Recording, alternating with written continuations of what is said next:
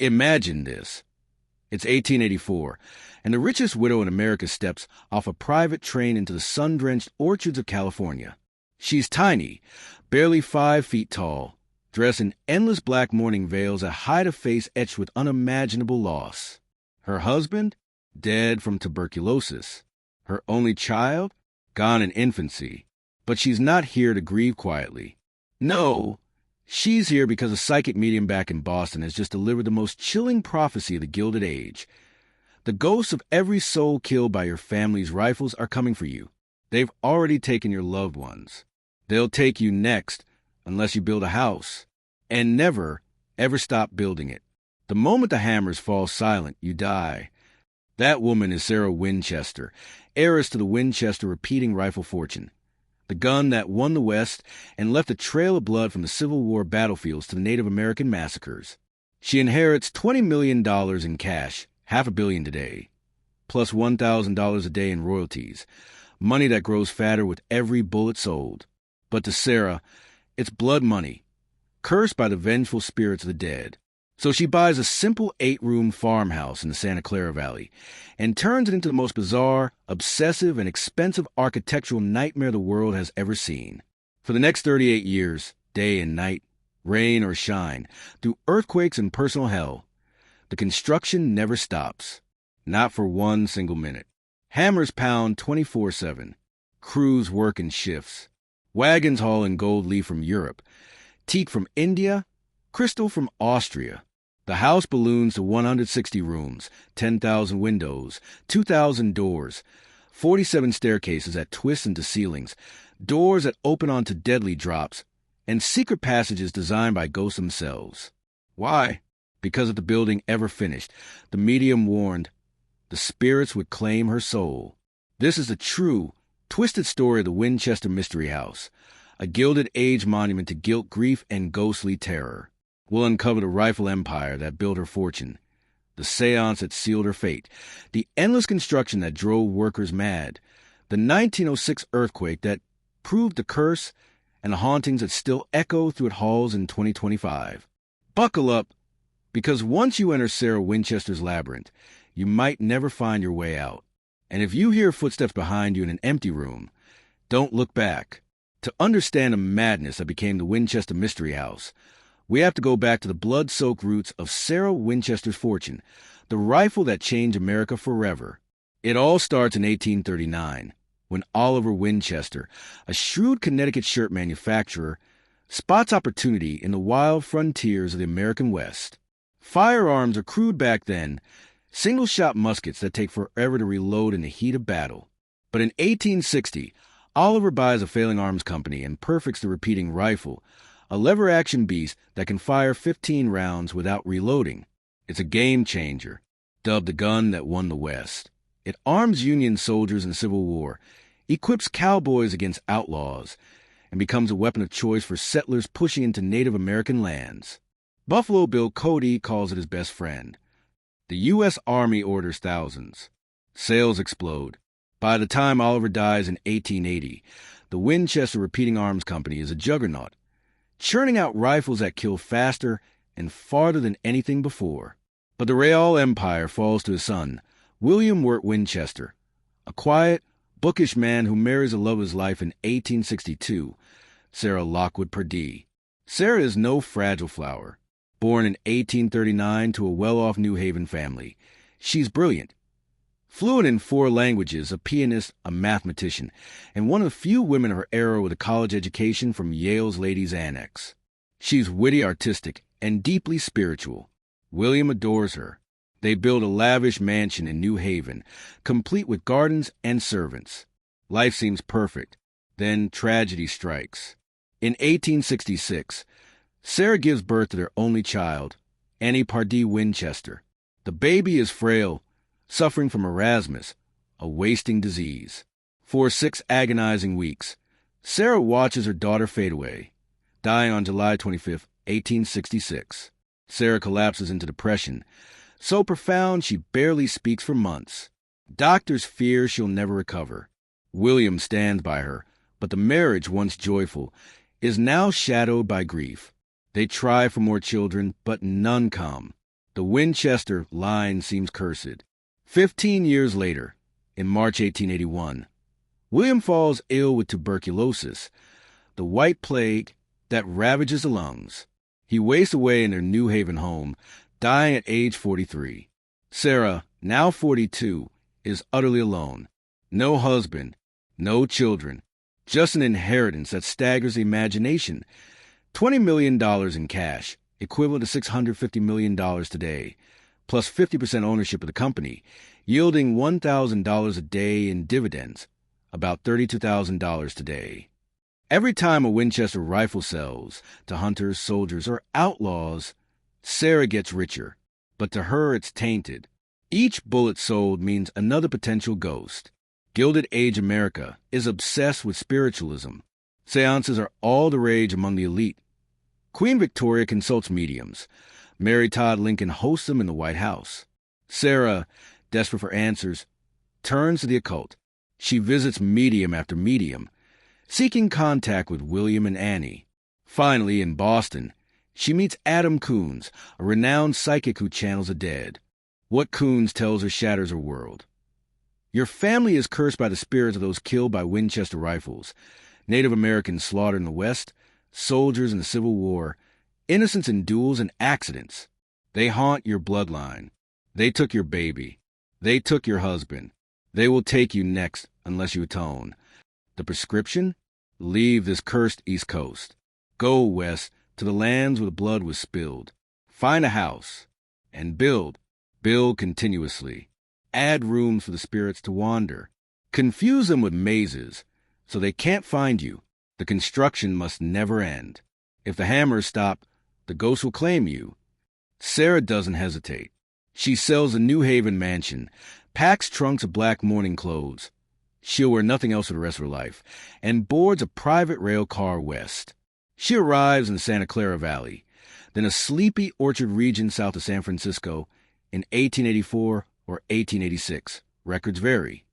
She buys a modest 8-room farmhouse on 161 acres from a local doctor, paying cash.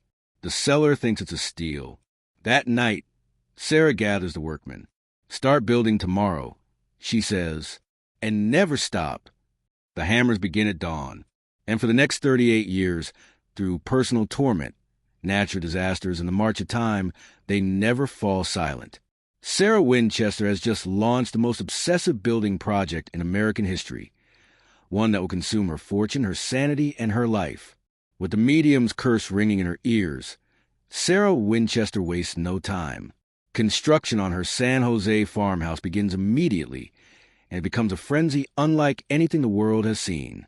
From 1886 onward, the hammers 24-pound hours a day, 7 days a week, 365 days a year. No holidays, no pauses for weather or weekends. Crews of 20 to 100 carpenters, masons, and craftsmen work in rotating shifts. One team sleeps, while another builds through the night under gas lamps. Sarah pays triple wages, $3 a day when farmhands earn $1, to ensure loyalty and silence. Workers sign on for life, some staying decades. The sound of saws and nails becomes a constant soundtrack of the Santa Clara Valley. Local children fall asleep to it, grow up with it, and tell their own kids about the house that never stops growing. Money is irrelevant. Sarah's Winchester dividends pour in endlessly, $1,000 daily, untaxed in the Gilded Age. She spends it all. Imported teak from India for floors that gleam like oil, hand-blown stained glass from Austria depicting spiderwebs, her motif for trapping spirits, gold and silver leaf on ceilings that cost more than most homes. Wagons rumble in daily with marble from Italy, mahogany from Honduras, crystal chandeliers from France. The original 8-room farmhouse vanishes, swallowed by expansions that defy logic. By the 1890s, the mansion sprawls over 6 acres, 160 rooms, though Sarah never counts them. Finishing anything invites doom. 10,000 windows, many overlooking other rooms to confuse ghosts, 2,000 doors, some tiny for spirits, some leading to sheer drops. There are 47 staircases, some spiraling nowhere like the famous switchback with 44 steps, rising only 9 feet, built for Sarah's arthritis. 47 fireplaces warm empty halls. 17 chimneys twist at odd angles. 13 bathrooms feature gold fixtures. 6 kitchens allow constant cooking. Sarah loves baking, and the smell of apple pie wafts eternally. Sarah's design process is pure chaos or genius, depending on your view. No architect. No blueprints. She holds nightly seances in the house's heart. A windowless blue room with one entrance that locks from inside, and 3 exits for escaping spirits. At midnight, dressed in black, she communes with the dead, William, Annie, and the rifle victims. Sketching rooms on napkins or tablecloths by lantern light. At dawn, she hands the crumpled drawings to her foreman, John Hanson. Build this today. If spirits disapprove overnight, tear down and start over. The architecture screams madness. A door on the second floor opens to a 15-foot drop. Sarah calls it a spirit trap. Windows and floors let her spy below. A staircase climbs 7 risers, then descends 11. Chimneys stop inches from the roof. Balconies face inward.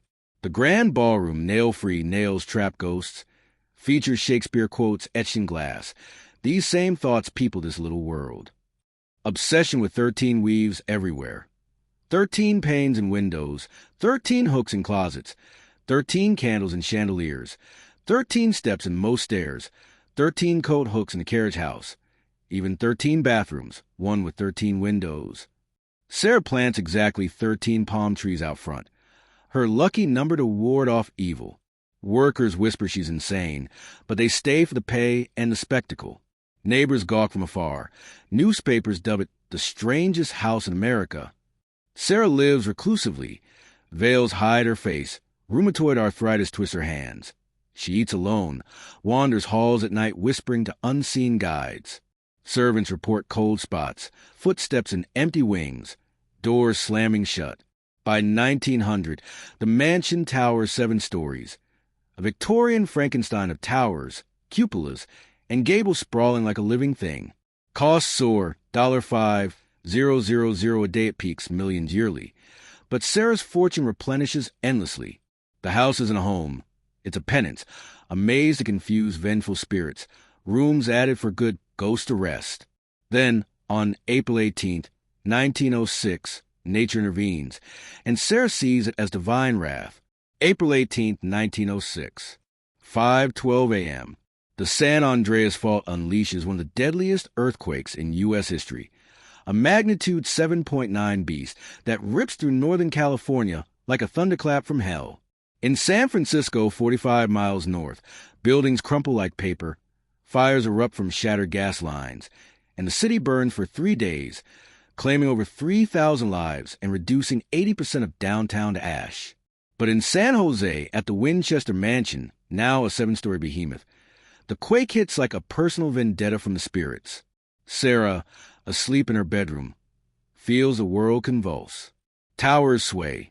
Chimneys topple. The top 3 floors collapse in a roar of timber and glass. Sarah is trapped, pinned under debris in her inner sanctum for hours, screaming for help as aftershocks rumble. Servants finally dig her out, bruised but alive. She surveys the wreckage. Half the house in ruins, rooms she finished smashed beyond repair. To Sarah, it's no accident. It's a message. The spirits are angry, she declares. I came too close to completing something. They punish me for pride. Her response? Board of the destroyed front 30 rooms forever, sealing them like tombs, untouched to this day. No repairs. Instead, redirect construction. Build sideways into the orchards, downward into basements, anywhere but upward or finished. The house shrinks to 4 stories but sprawls wider, more labyrinthine. New wings sprout like tumors, secret passages for quick escapes, trapdoors to confuse pursuers, even more dead-end stairs. Workers, many of whom lost homes in the quake, return immediately, hammers resuming before the dust settles. Sarah doubles down on seances, consulting the dead nightly for revisions. Costs escalate. Materials pour in despite post-quake shortages. The mansion becomes even stranger. A spirit cabinet for ghostly storage. Windows installed in floors to watch below. Corridors that loop eternally. Sarah's health declines. Arthritis cripples her hands. Veils hide worsening disfigurement. But the frenzy never slows. She designs from bed, sketches trembling but insistent. Servants report intensified hauntings post-quake. Apparitions in mirrors, cold breaths on necks, the sound of distant gunfire echoing empty halls. Years blur. World War I rages, but Sarah builds on. The 1918 flu pandemic kills millions, but her crews hammer through. By 1920, she's 81, frail as a bird, yet dictating additions daily. The house now covers 6 acres. 24,000 square feet, a self-contained world with its own gas plant, wells, and orchards. Visitors are rare. Sarah shuns society, but rumors spread. The widow talks to ghosts. The house eats souls. On September 4th, 1922, Sarah retires early, complaining of pain. Servants tuck her in. Morning comes. They find her cold, dead at 83, heart failure, peaceful in sleep. The hammers stop. Mid-nail. Tools drop where they lie. Carpenters walk off, leaving boards half sawn, paint wet. For the first time in 38 years, silence falls over the estate. The medium's prophecy fulfilled. Construction ends and Sarah dies. Sarah Winchester's death on September 5, 1922, doesn't end the story. It unleashes the legends. With no heirs, her siblings long estranged, the mansion, valued at $5 million but unfinished, sells at auction for a paltry $135,000. Sarah dies near broke. Every penny funneled into walls, workers, and whims. Buyers flip it quickly.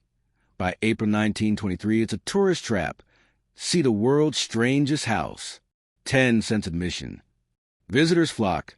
Gilded Age curiosity seekers. Spiritualists, skeptics. Guides spin tales, some true, some embellished, of Sarah's seances and spirit designs. But soon, reports emerge.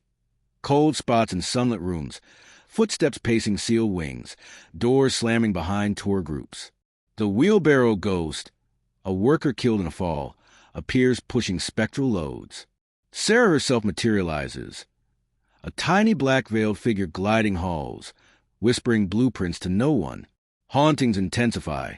Organ music from an untouched console, the scent of apple pie or chicken soup, Sarah's favorites, wafting from cold kitchens.